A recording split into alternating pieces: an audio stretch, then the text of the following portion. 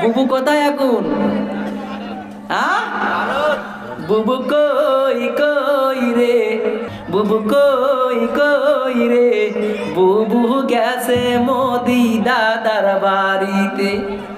বুবু আইয়ো আইয়ো গো আঙ্গ দেশে বেড়া বেড়ায়ো, বুবু আইয়ো আইয়ো গো আঙ্গ দেশে বেড়া বেড়ায়ো। তুমি বুবু মোদি দাদু, তুমি বুবু মোদি দাদু, যদি আয় সঙ্গে আঙ্গ দেশের রসের পিঠা খাওয়ায় দিমু তোরে রে, বুবু কই কই রে।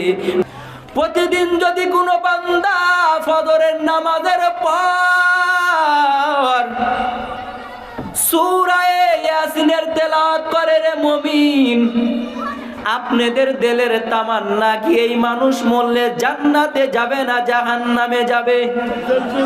আরো জোরে বলেন। সবার দিলের একটা তামান্না, এই মানুষ এত ইবাদত করে, এত কোরআন তেলাওয়াত করে, প্রতিদিন মাগরিবের নামাজের পর সূরা ওয়াকিয়া তেলাওয়াত করে, প্রতিদিন এশারের নামাজের পর সূরা মুলকের তেলাওয়াত করে, প্রতিদিন ফজরের নামাজের পর এই বান্দা সূরা ইয়াসিনের তেলাওয়াত করে। এখানেই সমাপ্ত না, এখানেই সমাপ্ত না। কোরআন পড়ে পড়ে এই বান্দা তার মেয়েকে পর্দার ব্যবস্থা করলো, কোরআন পড়ে পড়ে হালালের ব্যবস্থা করলো, কোরআন পড়ে পড়ে তার ছেলেকে কোরআন শিক্ষা দিল। এরে সারিয়া কান্দির মুসলমান, এরে নবীর উম্মতের দল, আল্লাহ না করুক, আল্লাহ না করুক, আমি আর আপনি যদি দুনিয়া থেকে বিদায় নেই, এমন সময় যদি আমরা জাহান্নামের আসামি হয়ে যাই, আল্লাহ পাক আদেশ করবে এই জাহান্নামী ফেরেশতারা একে ধর, জাহান্নামের শিকল লাগায়া এই বান্দাকে জাহান্নামের দিকে টানো। এমন সময় আল্লাহর কুরআন আল্লাহর সামনে দাঁড়ায়া বলবেন, আল্লাহ যেই ব্যক্তিকে আপনি জাহান্নামে পাঠায় দেন, এমন কোনো দিন নাই এই ব্যক্তি ফজরের নামাজের পর সূরা ইয়াসিনের তেলাওয়াত করে নাই, এমন কোনো দিন নাই এই ব্যক্তি এশারের নামাজের পর সূরা মুলকের তেলাওয়াত করে নাই, এমন কোনো দিন নাই এই ব্যক্তি মাগরিবের নামাজের পর সূরা ওয়াকিয়া তেলাওয়াত করে নাই।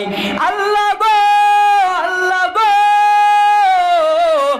এত ইবাদত করার পর এই ব্যক্তিকে যদি জাহান্নামের আসামি বানায় দেন, আমি কোরআন এই ব্যক্তির সাথে জাহান্নামের আগুনে জ্বলবো। আল্লাহ ডাক দে বলবে, কুরআন আমি তো তোমাকে জাহান্নামের আগুনে জ্বালানোর জন্য নাজিল করি নাই।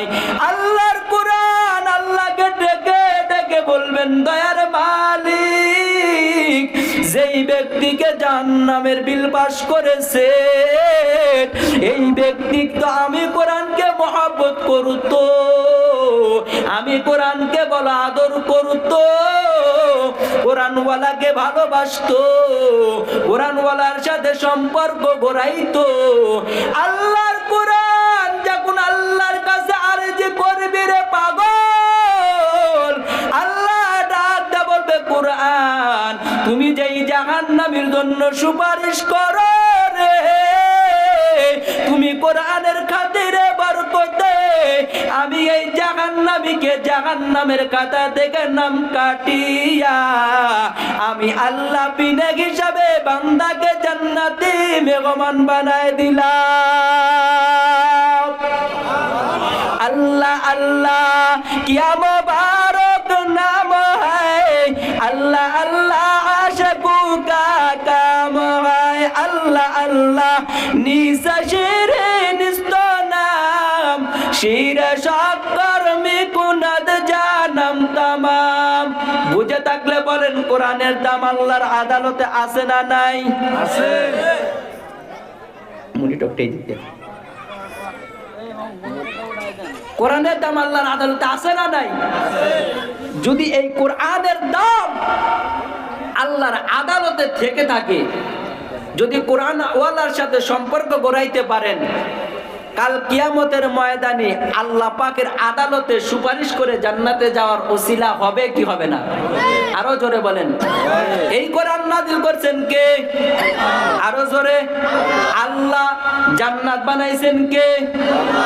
জান্নাত বানাইছেন আল্লাহ, জাহান্নাম বানাইছেন আল্লাহ। জান্নাতের মধ্যে আল্লাহ পাক ভিএপি শহর আমার আল্লাহ বানায় রাখলে, এই জান্নাতের মধ্যে একটা কূপ আল্লাহ বানাইছেন, রাইয়ান নামক কূপ। আল্লাহু আকবার বলেন। কি কূপ বললাম? আরো জোরে বলেন। জান্নাতের মধ্যে ভিএপি শহর, এই ভিএপি শহরের মধ্যে আল্লাহ পাক একটা রাইয়ান নামক ঝর্ণা বানায় রাখলো। এই রাইয়ান নামক ঝর্ণার সামনে যদি কেউ যেতে চায়, একটা আর দুইটা নাই রে পাগল, ৭০,০০০ দরজা পেরিয়ে পেরিয়ে পেরিয়ে পেরিয়ে ওই রাইয়ান নামক কূপের সামনে যেতে হবে। এর নবীর উম্মতের দল, আপনারা বুঝে থাকলে বলেন, এই রাইয়ান নামক কূপ কি আমাদের দেশের বাংলাদেশের স্বৈরাচার সরকার শেখ হাসিনার জন্য আল্লাহ বানাইছেন? আরো জোরে বলেন।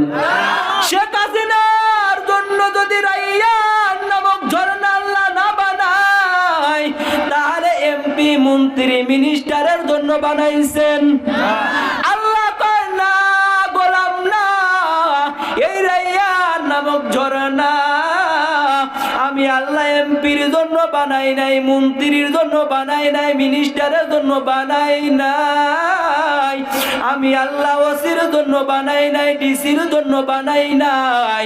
এই রাইয়ান নামক ঝর্ণা আমি আল্লাহ মুফতির জন্য বানাই নাই, আমি আল্লাহ মাওলানার জন্য বানাই নাই, আমি আল্লাহ মুহাদ্দিসের জন্য বানাই নাই। এর নবীর উম্মতের দল, এই রাইয়ান নামক ঝর্ণা যদি মাওলানার জন্য যদি আল্লাহ না বানায়, তাহলে এই রাইয়ান নামক ঝর্ণা আল্লাহ কাদের জন্য বানাইছেন?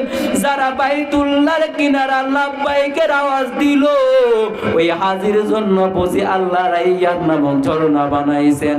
আল্লাহ কয় বান্দা না না, ওই হাজির জন্য বানাই নাই, কারণ ওই হাজির মধ্যে বড় ভেজাল। আল্লাহ কি ভেজাল? বলে ছেলে দিয়েছিলাম আমি, মেয়ে দিয়েছিলাম আমি, ছেলে মেয়ে দেওয়ার অধিকার কার? আল্লাহ। আরো জোরে বলেন। আল্লাহ। ছেলে দেয় আল্লাহ, মেয়ে দেয় আল্লাহ, সম্পদ আল্লাহর অনুযায়ী বন্টন হবে না, তার তম্ব আছে। আরো জোরে কোন। আমাদের ফতুয়া বিভাগে একটা কিতাব পড়াইতেন, ফতুয়ায়ে সিরাজি। এই কিতাবের মধ্যে বিস্তারিত বর্ণনা দেওয়া আছে, ছেলে কতটুক সম্পদ পাবে দিয়ে দে, মেয়ে কতটুক পাবে তাকে দিয়ে দাও। কিন্তু আমাদের দেশের 90% হাজির মধ্যে বেরাম আছে, বেরাম। আল্লাহর বান্দা হজে যাওয়ার আগে ছেলে আর মেয়েকে একত্রিত করে জমা করার পর মেয়েকে ডাক দে, বলে মা তোমরা আদরের বোন 3 জন, তোমার আদরের ভাই 1 জন, তোমরা একটু সম্পত্তি কম লাও, আর তোমরা দামি সম্পত্তিটা তোমার ভাইকে লিখে দাও। এমন মুনাফিকি মাঝে মার্কা হাজি আমাদের সমাজে আছে না না? আরো জোরে বলেন। আছে। আল্লাহ কয় গোলাম, এই মুনাফিক মার্কা হাজির জন্য আমি আল্লাহ রাইয়ান নামক ঝর্ণা বানাই নাই। আল্লাহ তাআলা কাদের জন্য বানাইছে? অথচ আমাদের দেশে 90% মুসলমান মেয়ে সন্তান হলে বেজার হয়, আছে না নাই? কথা বলেন। ছেলে দেওয়ার মালিক যে, মেয়ে দেওয়ার মালিকও তে। তবে আল্লাহ রাসূল বলেন, যেই ঘরের মধ্যে কন্যা সন্তান প্রথম পদার্পণ করে ওই ঘরের মধ্যে আল্লাহর রহমত নাজিল হয়। সুবহানাল্লাহ। কাল চাচিমার কাছে বলেন, আরো জোরে বলেন। ছেলে হইলে খুশি হয়, মেয়ে হলে বেজার হয়, এমন মুনাফিক আমাদের সমাজে আছে না নাই? অভাব নেই। আশরাফ আলী থানভী রহমাতুল্লাহি আলাইহি, কি নাম বললাম? আরো জোরে বলেন। আশরাফ আলী থানভী রহমাতুল্লাহি আলাইহি একটা ওয়াকিয়া লিখছেন। আল্লাহর এক বান্দা বিবাহ করার পরে তার 6টা কন্যা সন্তান হয়েছে। কয়টা? আরো জোরে বলেন। কয়টা? 6টা। 7 নম্বরে তার বিবি গর্ভবতী। আশরাফ আলী থানভী রহমাতুল্লাহ আলাইহি কিতাবের মধ্যে ওয়াকিয়া লিখছেন। তার বিবিকে ডেকে বললেন, বিবি শুনো, দেখতে দেখতে দেখতে 6টা কন্যা সন্তান তোমার গর্ভে থেকে আসলো, তবে এবারও কিন্তু তুমি গর্ভবতী। তোমার গর্ভ থেকে যদি এবার কন্যা সন্তান হয় তাহলে 1 2 3 1 2 3 এর ব্যাখ্যা আপনারা জানেন, সারিয়াকান্দির চর এলাকার মানুষ জানেন তো? মহিলা কাছে পৃথিবীর জমিনে মহিলাদের কাছে যদি আপন কোনো মানুষ থেকে থাকে, তার স্বামী তার কাছে আপন, আর স্বামীর থেকে দ্বিতীয় কোনো মানুষ তার কাছে এত আপন নয়। মহিলা লোকের কাছে আপনার স্বামী হওয়ার পর যদি বিবিকে এমন কথা বলেন 1 2 3, বিবি খুশি না বেজার? বেজার। আপনি আপনার বিবিকে ডেকে বললেন, বিবি শুনো, দেখতে দেখতে তোমার গর্ভ থেকে 6টা কন্যা সন্তান হইল, এবারও কিন্তু তুমি 7 নম্বরে গর্ভবতী। তবে এবার যদি তোমার গর্ভ থেকে কন্যা হয় তাহলে 1 2 3 বলে বাপের বাড়ি পাঠায় দিব। এই কথা বলার পর স্ত্রীকে সঙ্গে নিয়ে আল্লাহর বান্দা একই খাটের উপরে ঘুমায়। আল্লাহর কুদরত, আল্লাহর কুদরত। বিবিকে এই কথা বলার পর বিবিকে নিয়ে কাঠের উপরে ঘুমায়। আল্লাহর বান্দা স্বপ্নে আল্লাহ পাক দেখায় দে হাসরের মাঠ কায়েম হয়ে গেল। আল্লাহর বান্দা স্বপ্নের মাধ্যমে দেখায় উনি জাহান্নামী হয়ে গেছে। জাহান্নামের ফেরেশতারা তাকে জাহান্নামের খানকা লাগাইয়া ওই বান্দাকে জাহান্নামের প্রথম দরজার সামনে নিয়ে গেলেন। জাহান্নামের প্রথম দরজার সামনে হাজির করার পর রে পাগল, জাহান্নামের দরজার সামনে হাজির। তাকায় দেখে জাহান্নামের প্রথম দরজায় এই আল্লাহর বান্দা প্রথম কন্যা দাঁড়ানো। জাহান্নামের গেট থেকে ঘোষণা করে দেয়, ফেরেশতা শুনো, যেই ব্যক্তিকে জাহান্নামের শিকল লাগাইয়া তুমি জাহান্নামে ঢুকাইতে চাও, এই যুবকের প্রথম কন্যা আমি এই জাহান্নামের দরজার জিম্মাদারি পালন করব। আর তুমি আমার বাবাকে জাহান্নামের এই গেট দ্বারা ঢুকাইবা, এটা কখনো হইতে পারে না। তুমি পারলে ভিন্ন কোন দরজা দ্বারা আমার বাবাকে জাহান্নামে ঢুকাও, আমি মেয়ে কোনো বাধা দিব না। এরে নবীর উম্মতের দল, এরে পদ্মার আড়ালের মা, এরে যুবক, ছেলে হইলে খুশি হও, মেয়ে হলে বেজার হও। কথাটা দিলের কান্দে শুনো। জাহান্নামের গেট থেকে আওয়াজ তুলছে, আমার বাবাকে এই গেট দ্বারা জাহান্নামে ঢুকাইতে পারবা না। জাহান্নামের ফেরেশতারা জাহান্নামের প্রথম দরজা থেকে দ্বিতীয় গেটে রওনা। দ্বিতীয় গেটে যাওয়ার পর এই আল্লাহর বান্দার দ্বিতীয় মেয়ে জাহান্নামের গেট থেকে আওয়াজ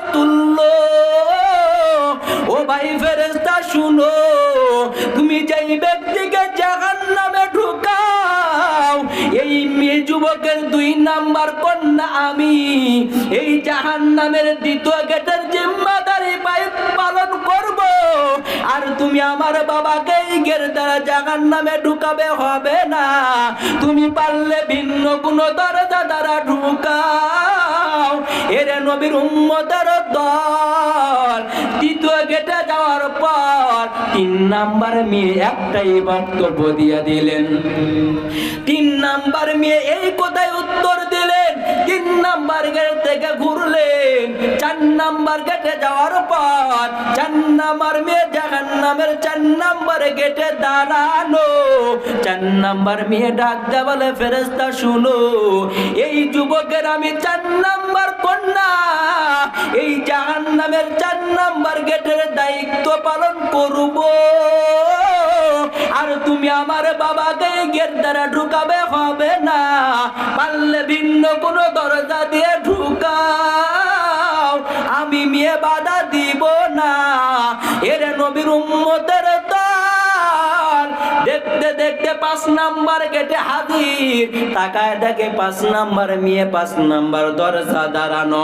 5 নাম্বার মেয়ে একটাই বক্তব্য, ফেরেশতা শুনো, এই যুবকের 5 নাম্বার মেয়ে আমি, এই জাহান্নামের গেটের 5 নাম্বার দায়িত্ব জিম্মাদারি দায়িত্ব পালন করব। আর তুমি আমার বাবাকে ঢুকাবে এটা কখনো হইতে পারে না, পারলে ভিন্ন দরজা দিয়ে ঢুকাও। 6 নাম্বার গেটে যাওয়ার পর 6 নাম্বার কন্যা 6 নাম্বার গেট থেকে আওয়াজ তুললো, এই ফেরেশতা শুনো, এই যুবকের 6 নাম্বার কন্যা আমি, এই জাহান্নামের 6 নাম্বার গেটের দারোয়ানি দায়িত্ব পালন করব। আর আমার বাবাকে তুমি এই দরজা দিয়ে জাহান্নামে ঢুকাইবা, এটা কখনো হইতে পারে না, পারলে তুমি ভিন্ন কোন দরজা দ্বারা ঢুকাও, আমি মেয়ে বাধা দিব না। আপনারা বুঝে থাকলে বলেন, আল্লাহর বান্দার কন্যা সন্তান কয়জন? 6 নাম্বার গেট দখল করে রাখলো, অটোমেটিক 7 নাম্বার দরজা ফাঁকা হওয়ার কথা কি কথা না? ফাঁকা হওয়ার কথা। 6 নাম্বার মেয়ে 6 নাম্বার গেটে দাঁড়ানো, অটোমেটিক তো 7 নাম্বার গেট ফাঁকা হওয়ার কথা, কারণ নিয়ে হইল 6টা আর জাহান্নামের দরজা হইল 7টা। জাহান্নামী ফেরেশতারা জাহান্নামের 7 নাম্বার দরজার সামনে ঢুকাইছে রে পাগল। আশরাফ আলী থানভী রাহমাতুল্লাহি আলাইহি তার কিতাবের মধ্যে লেখে, যেই মাত্র 7 নাম্বার গেটের সামনে হাজির করছে, আর জাহান্নামের তাপমাত্রা যুবকের কলিজা বুকের লাগলেন। যেই মাত্র জাহান্নামের তাপ বুকে লাগলে সাথে সাথে চিৎকার দিয়ে ফলর খাটের উপর থেকে ফলরে পড়ে যায়, চিৎকার দিয়ে বলেন আল্লাহু আকবার। 7 নাম্বার গেটের সামনে হাজির করেছেন আল্লাহর বান্দা যুবককে। জাহান্নামের তাপমাত্রা কলিজায় লাগছে, খাটের উপর থেকে ফলরের উপরে পড়ে যায়। বিবিকে ডাক দে বলে, বিবি শুনো, রাতের বেলা তোমাকে বললাম মেয়ে তোমার 6টা, এবারও তুমি গর্ভবতী, তবে শুনো, যদি তোমার গর্ভ থেকে কন্যা হয় আমি বলছিলাম 1 2 3 বলে বাপের বাড়ি পাঠায় দিব। বিবি এবার তুমি শুনে নাও, তোমার গর্ভে থেকে যদি কন্যা সন্তান হয়, স্ত্রীর মর্যাদা দিয়ে আমি তোমাকে ঘরে রাখবো, আর যদি তোমার গর্ভ থেকে ছেলে হয় 1 2 3 বলে তোমাকে বাপের বাড়ি পাঠায় দিব। বিবি ডাক দে বলেন, স্বামী কি পাগলামি শুরু করছো? রাতের বেলা তুমি বললা ছেলে হইলে রাখবা, মেয়ে হইলে 1 2 3 বলে বাপের বাড়ি পাঠাইবা। এখন বলছো ছেলে হলে বাপের বাড়ি পাঠাইবা, আর মেয়ে হইলে তুমি স্ত্রীর মর্যাদা দিয়া রাখবা। স্বামী তুমি বলো এমন কথাই কেন বলতেছো রে স্বামী আমার? ডাক দিয়া বললেন বিবি এই কথা তোমাকে এখন বলা যাবে না, তবে তোমার সন্তান যেই দিন দুনিয়ায় ভূমিষ্ঠ হবে এই কথার ফলাফল ওই দিন আমি জাহের করে দিব। চিৎকার মেরে একবার বলেন মারহাবা। এই মেয়ে হইলে আমাদের সমাজের মানুষ বেদার হয় কি হয় না? ওই রাইয়ান নামক ঝর্ণা আল্লাহ পাক বানাইছেন, এরকম মুনাফিক মার্কা হাদিও যদি হয়, মেয়ের হক মেয়েকে যদি বুঝে না দেয়, ছেলের হক যদি ছেলেকে বুঝে না দেয়, বাইতুল্লাহ যদি যাওয়ার পর যদি বাইতুল্লাহ গিয়া যদি জমজম কূপের পানি দাঁড়াইয়া বানাইয়া ওযু বানাইয়া যদি আল্লাহর ঘরের সিজদায় পড়ে যায়, আল্লাহ কয় বান্দা ছেলের হক ছেলেকে দাও নাই, মেয়ের হক মেয়েকে দাও নাই, তবে বাইতুল্লাহর কিনারা আসো, এই বাইতুল্লাহর কিনারা আসার পর জমজম কূপের পানি দ্বারা ওযু বানাইয়া সিজদা দিলে তোর মতন মুনাফিকের নামাজ আমি আল্লাহ কবুল করব না। আল্লাহ জানাতে পয়গম্বর এই মুনাফিক মার্কা হাদির জন্য রাইয়ান নামক ঝর্ণা বানায় নাই, আল্লাহ তাআলা কাদের জন্য বানাইছে? আল্লাহ পাক জানা দেয় পয়গম্বর মুফতির জন্য বানাই নাই, মুহাদ্দিসের জন্য বানাই নাই, ওসির জন্য বানাই নাই, ডিসির জন্য বানাই নাই। ওই রাইয়ান নামক ঝর্ণাটা আমি আল্লাহ শুধুমাত্র কেবলমাত্র রিজার্ভ করে রাখছি কালামুল্লাহ হাফেজদের জন্য। রিজার্ভ করে রাখছে রাইয়ান নামক ঝর্ণা একমাত্র কাদের জন্য? কোরআনের হাফেজদের জন্য। এরে সারিয়া গান্ধীর মুসলমান যুবক, আপনারা বুঝে থাকলে বলে কোরআনের যদি আল্লাহর আদালতে দাম হয়, কোরআনের হাফেজদের যদি আল্লাহর আদালতে দাম থাকে, এই কোরআনওয়ালা হাফেজদের সাথে সম্পর্ক গড়াইতে যদি পারো, কিয়ামতের ময়দানে জাহান্নামের আগুন থেকে মাপ পাওয়ার ওসিলা আছে না নাই? আছে। আরো জোরে বলেন আছে। একজন জাহান্নামীকে একজন কোরআনের হাফেজ পাক্কা 10 জন জাহান্নামীকে জাহান্নামের খাতায় থেকে নাম কেটে জান্নাতে নিবে। এই কথা আপনারা কোনোদিন শুনছেননি? শুনছি। আরো জোরে বলেন। একজন কোরআনের হাফেজ যদি পাক্কা 10 জন জাহান্নামীকে জাহান্নামের খাতায় থেকে নাম কেটে জান্নাতে নেয়, এর নবীর উম্মতের দল প্রশ্ন করতে পারেন হুজুর তাহলে একজন মাওলানা মুফতি মুহাদ্দিস যারা সারাদিন হাদিস পড়ায় কালা কালা কালা রাসূলুল্লাহ, যারা কোরআনের তাফসীর পড়ায়, তাহলে এই একজন মাওলানা মুফতি মুহাদ্দিস কতজন মানুষকে জাহান্নামের খাতা থেকে নাম কেটে জান্নাতে নেবে? এই প্রশ্ন আমাদের অন্তরে জাগে কি জাগে না? জাগে। এই প্রশ্নের উত্তর দেওয়ার আগে ছোট একটা উপমা দেই রে ভাই। আমার নবী, আপনার নবী, মায়ার নবী আম্মা জান আয়েশা রাদিয়াল্লাহু তাআলা আনহা কে নিয়ে খেজুরের পাতার বিছানায় ঘুমায়। যে খেজুরের পাতার বিছানায় পয়গম্বর ঘুমায়, ওই খেজুরের পাতার ছাউনি দ্বারা ছোট ছোট ছিদ্র দ্বারা আসমানের দিকে যদি তাকায়, অগণিত তারকা দেখা যায়, তারকা দেখা যায়।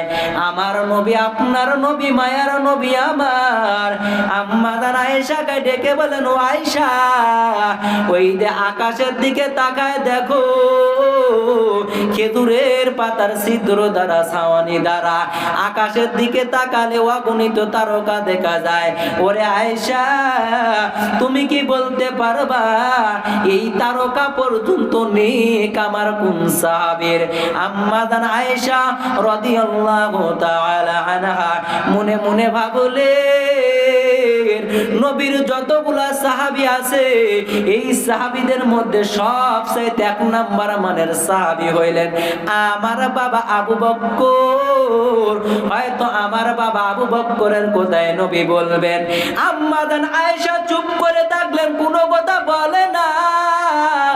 আমার নবী ডাক দেয়া বলেন, আয়েশা এই পরিমাণের নেক হলেন আমার সাহাবী হযরতে উমরের। চিৎকার মেরে একবার বলেন আল্লাহু আকবার। নবী আবার যেই মাত্র বলছেন এই মাত্র নেক হযরতে উমরের, আম্মা জান আয়েশার মনটা ছোট হয়ে গেল। নবী বুঝতে পারলেন, নবী ডাক দা বলে, ও আয়েশা তোমার মনটা ছোট হয়ে গেল, তুমি হয়তো ধারণা করছো হয়তো তোমার বাবার কথা বলবো, তবে আয়েশা তুমি শুনে নাও, আমি রাহমাতাল লিল আলামিন, সাইয়্যিদুল মুরসালিন, খাতামান নাবিয়িন, ফখরে দু আলম, আমি নবীজির চোখে কোনো উপমা দেওয়ার মতন, উদাহরণ দেওয়ার মতন আমি নবী বলতে পারি। আমার সাহাবী আবু উমরের কত নেক আমি নবী এখনো উপমা দিতে পারি, তবে তোমার বাবা আবু বকরের কত নেক এটা আমি নবীও উদাহরণ দিতে পারি না। আমার নবী জানা দাও আমার উম্মত হযরতে উমর আর হযরতে আবু বকর, হযরতে উমরের সীমারেখা আছে, একজন হাফেজ 10 জন পাক্কা জাহান্নামীকে জাহান্নামের কাঁটায় থেকে নাম কেটে জান্নাতে নিবে রে মুমিন। এর যেমন সীমারেখা আছে, আবু বকরের নেকের যেমন কোনো সীমারেখা নাই। আল্লাহর নবী জানায় দেয়, শুনো আবু বকরের মতন একজন মাওলানা, একজন মুফতি, একজন মুহাদ্দিস কতজন মানুষকে জাহান্নাম থেকে নাম কেটে জান্নাতে নিবে, আর কোনো সীমারেখা না। এরে নবীর উম্মতের দল, এবার বুঝে থাকলে বলে এই কোরআনের হাফেজ আমাদের ঘরে তৈরি করা দরকার আছে না নাই? এরে নবীর উম্মতের দল, এই কোরআন যে আল্লাহর আদালতে কেমন দামি রে যুবক, এই কোরআন আল্লাহর আদালতে কেমন দামি। এই কোরআন যদি আমাদের জীবনের সঙ্গে লাগাইতে পারো, কোরআনওয়ালার সহবতে যদি যাইতে পারো, মাদ্রাসাওয়ালার সহবতে যদি যাইতে পারো, কাল কিয়ামতের বরকতে, এই কোরআনের বরকতে আল্লাহ জাহান্নামের কাঁটা থেকে নাম কেটে জান্নাতে দিতে পারে। এটা আল্লাহ দিবেন, অথচ কোরআনের অর্থই তো আমরা জানি না, কোরআনের অর্থই বুঝি না। জিবরাইল নামীন ফেরেশতার মাধ্যম দিয়ে আল্লাহর নবীর কাছে কোরআনের যে আয়াত নাযিল হয়েছিলেন, আপনারা কেন জানা আছে আয়াতটা কি? ইকরা বিসমি রাব্বিকাল্লাযী খালাক। প্রশ্ন আসতে পারে, হুজুর কোরআনে কারিমের এই আয়াত যদি প্রথমে নাজিল হয়ে থাকে, তাহলে কোরআনের শুরুতে এই আয়াতটা থাকা দরকার, এই সূরাটা থাকা দরকার না। আমরা যখন কোরআন পড়তে যাই, কোরআন স্টাডি করতে যাই, দেখি কোরআনের শুরুতে সূরায়ে ফাতিহা, এরপরে সূরায়ে বাকারা, এরকম করে সাজাইছে।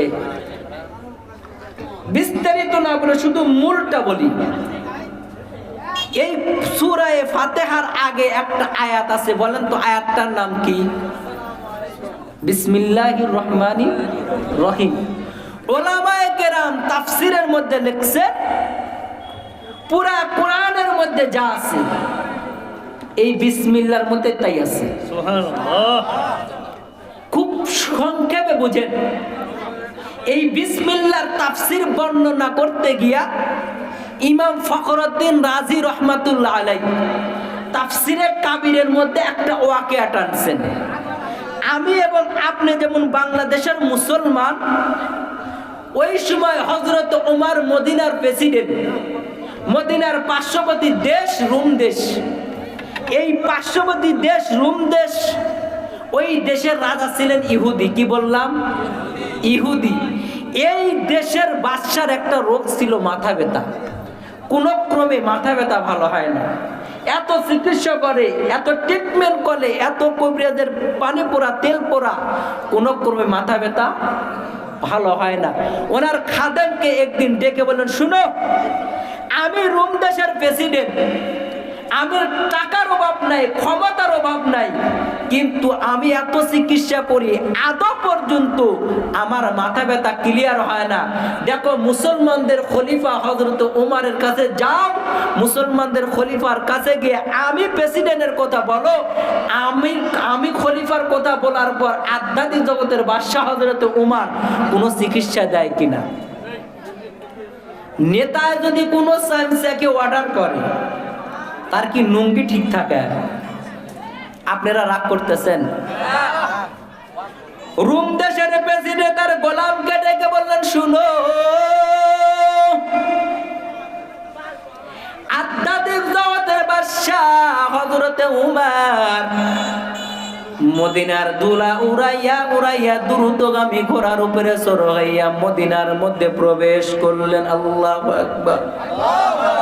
মদিনার মধ্যে প্রবেশ করার পর মদিনার মানুষদেরকে ডেকে বললেন, ও মদিনার মুসলমান যুবক, তোমাদের দেশের প্রেসিডেন্ট হযরতে ওমরের সিংহাসনটা দেখায় দাও। মদিনার মানুষ ডাক দেয় বলে, আগন্তুক মুসাফির, আমাদের দেশের প্রেসিডেন্ট হযরত ওমরের কোন সিংহাসন নাই। আমাদের দেশের প্রেসিডেন্ট হযরত ওমর মসজিদে নববীর মধ্যে বসে বসে বসে বসে অর্ধ পৃথিবী পরিচালনা করে। অর্ধ পৃথিবীর খলিফা হযরতে ওমর মসজিদে নববী বসে বসে অর্ধ পৃথিবী পরিচালনা করে। আল্লাহর বান্দা ঘোড়াটাকে মসজিদে নববীর সামনে বাঁধলেন। মসজিদে নববীর সামনে বাঁধার পর আল্লাহর বান্দা মসজিদের মধ্যে ঢুকলেন। যেই মাত্র মসজিদের মধ্যে ঢুকছে, ঢুকে দেখেন অর্ধ পৃথিবীর খলিফা হযরতে ওমর নামাজের সিজদায় পড়ে আছে। চিৎকার মেরে বলেন সুবহানাল্লাহ। অর্ধ পৃথিবীর খলিফা কোথায়? নামাজের সিজদায়। রোম দেশের প্রেসিডেন্টের খাদেম মসজিদে নববীর মধ্যে ঢুকছে। হযরতে ওমরের নামাজ কমপ্লিট। হযরত ওমরকে ডেকে বলেন, হযরত, আমি সেই রানিং রোম দেশের প্রেসিডেন্টের খাদেম, আপনার কাছে আমাকে পাঠাইছে।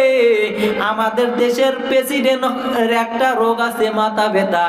এত চিকিৎসা করেছে, কোনো চিকিৎসা আমাদের নেতার কাজ হয় নাই, তার মাথা ব্যথা ক্লিয়ার হয় নাই। আপনি হযরতে ওমর, আপনি মুসলমানদের খলিফা, আপনার কাছে পাঠাইছে, আপনি কোনো চিকিৎসা দিতে পারবেননি। একবার চিৎকার মেরে মেরে বলেন সুবহানাল্লাহ। হযরত ওমর বলে, মাথা ব্যথা? মাথা ব্যথার কথা শোনার পরে হযরত ওমরের মাথায় হাত দিয়ে টুপি কান খুলে যুবকের সামনে ধরছে। সুবহানাল্লাহ বলে। যুবকের সামনে টুপি ধরছে। যুবক হযরত ওমরের দিকে রাঙ্গা রাঙ্গা চোখ করে তাকাইছে। যুবক ডাক দিয়ে বলে, হযরত, আমাদের দেশের প্রেসিডেন্ট তো ইহুদি, কোনোদিন টুপি পরিধান করে না। হযরত ওমর বলে, টুপি পরিধান করে না। হযরত ওমর ডাক দিয়ে বলেন, আমি মুসলমানদের খলিফা হযরত ওমর, আমার চিকিৎসা যদি নিতে চাও, আমি উমর আল্লাহর উপরে তাওয়াক্কুল রেখে টুপি তোমাকে দিলাম, এই টুপি তোমাদের দেশের বাদশার মাথায় লাগাইতে বলো।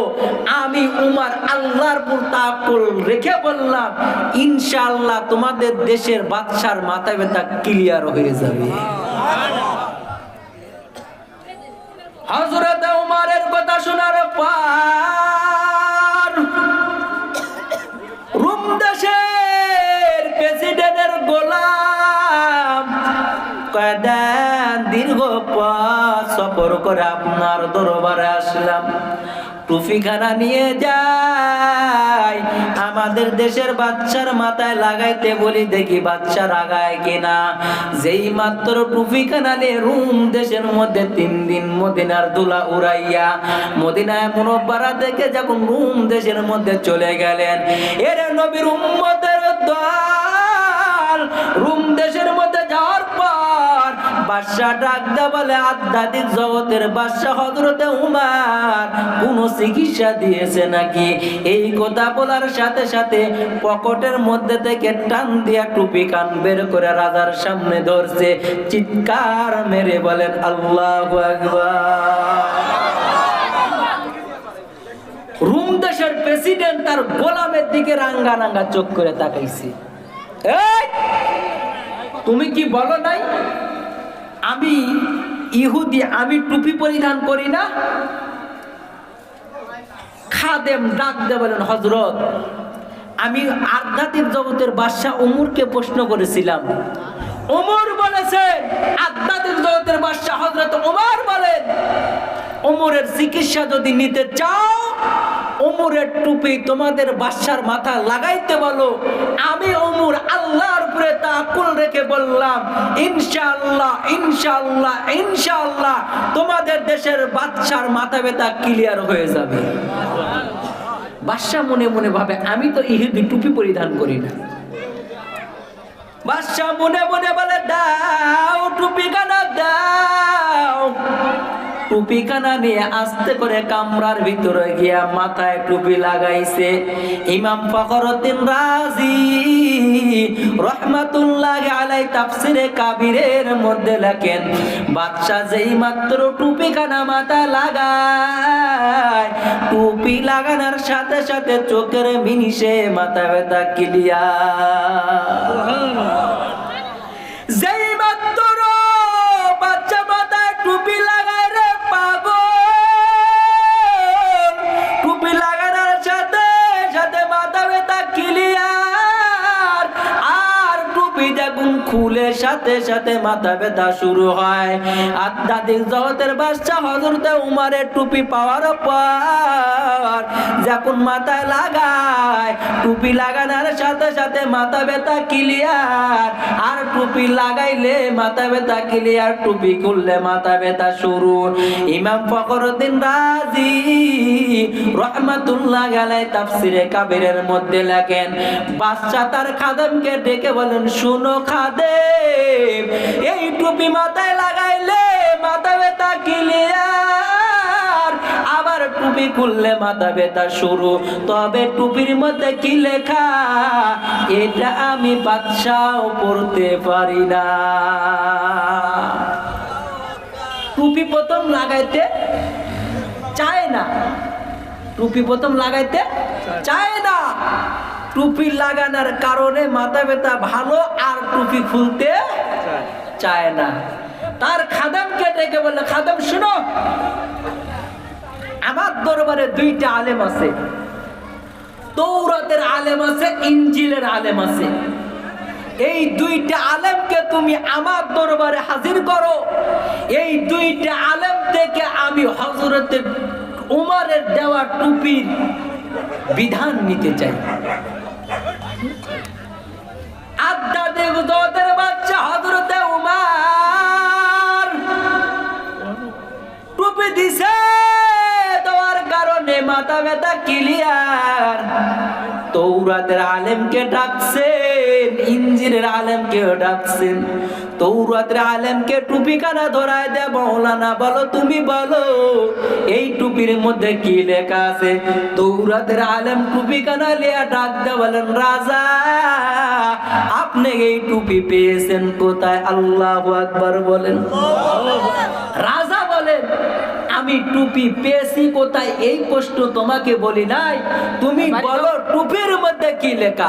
তৌরাতের আলেম বলে টুপির মধ্যে কিছু লেখা নাই। ইনজিলের আলেমকে ডাক দেবার, মাওলানা তুমি বলো তো টুপির মধ্যে কি লেখা? ইনজিলের আলেম যখন টুপি কানা হাতে লিছে, ইনজিলের আলেম টুপি লওয়ার সাথে সাথে কান্না আরম্ভ শুরু করছে। এক আলেম টুপির মধ্যে টুপির মধ্যে কিছু নাই, আর এক আলেম টুপি নিয়ে কান্না শুরু করছে। আধ্যাত্মিক জগতের বাচ্চার দেওয়া টুপি। মাওলানা ডাক দিয়ে বলেন হুজুর এই টুপির মধ্যে তেমন কিছু লেখা নাই, তবে টুপির মধ্যে লেখা আছে কোরআনের প্রথম আয়াত বিসমিল্লাহ।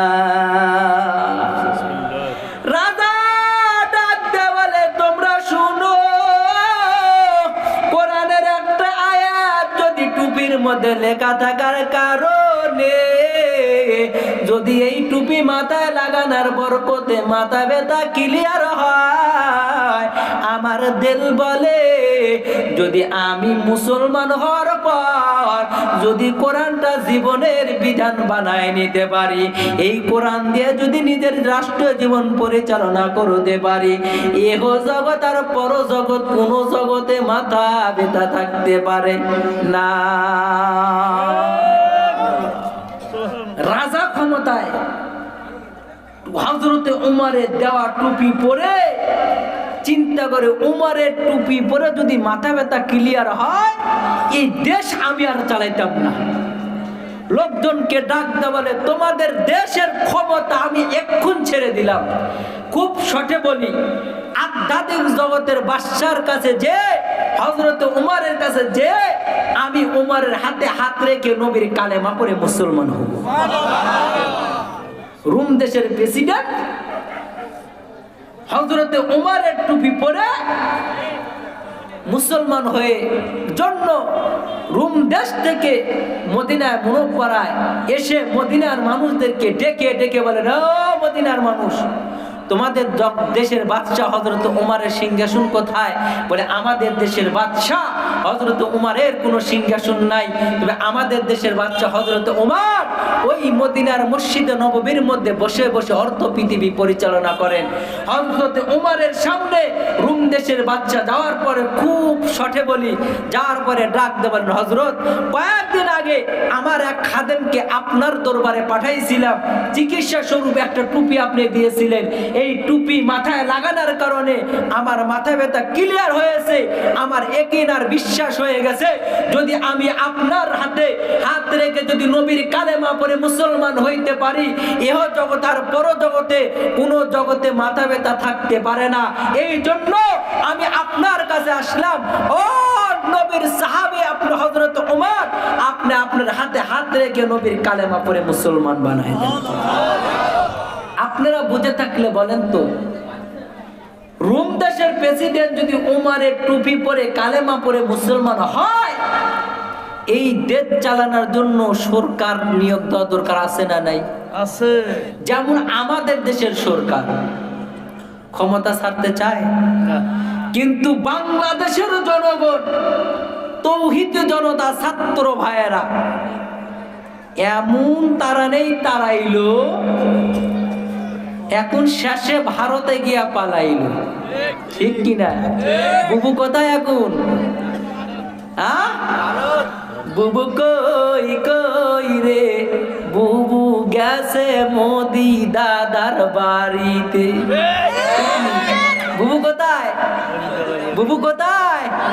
মোদি দাদার বাড়িতে। বুবু কই কই রে, বুবু গেছে মোদি দাদার বাড়িতে। বুবু আইয়ো আইয়ো গো আঙ্গ দেশে বেড়া বেড়ায়ো, বুবু আইয়ো আইয়ো গো আঙ্গ দেশে বেড়া বেড়ায়ো।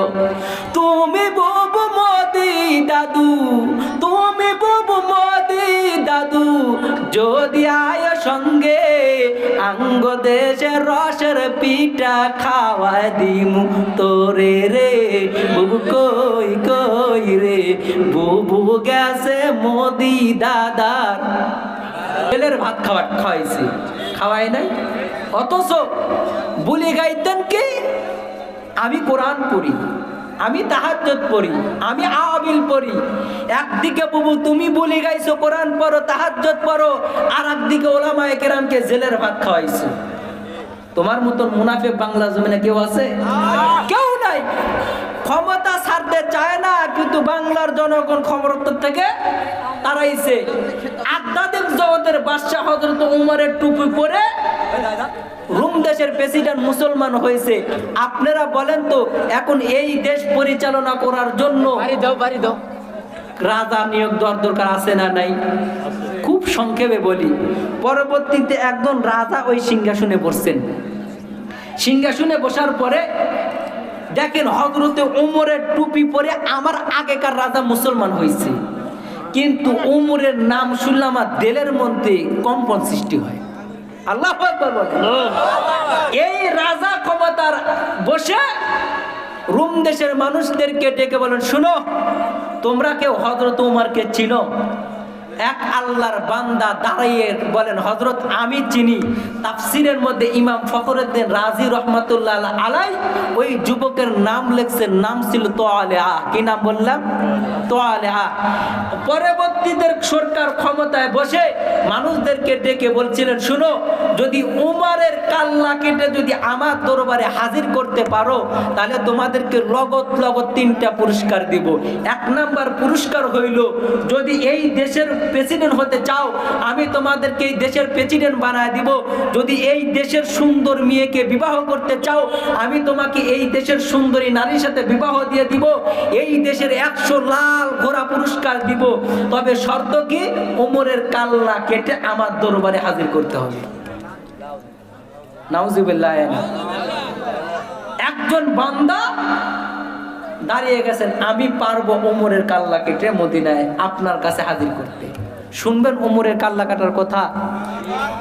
এই কাল্লা কাটা কথার আগে 5 মিনিট আপনাদের কাছে একটু আবদার। আমি যে কোরআন নিয়ে বয়ান করতেছিলাম, কোরআনের সাথে যদি সম্পর্ক গড়াইতে পারেন, মর্যাদা আছে না নাই? আছে।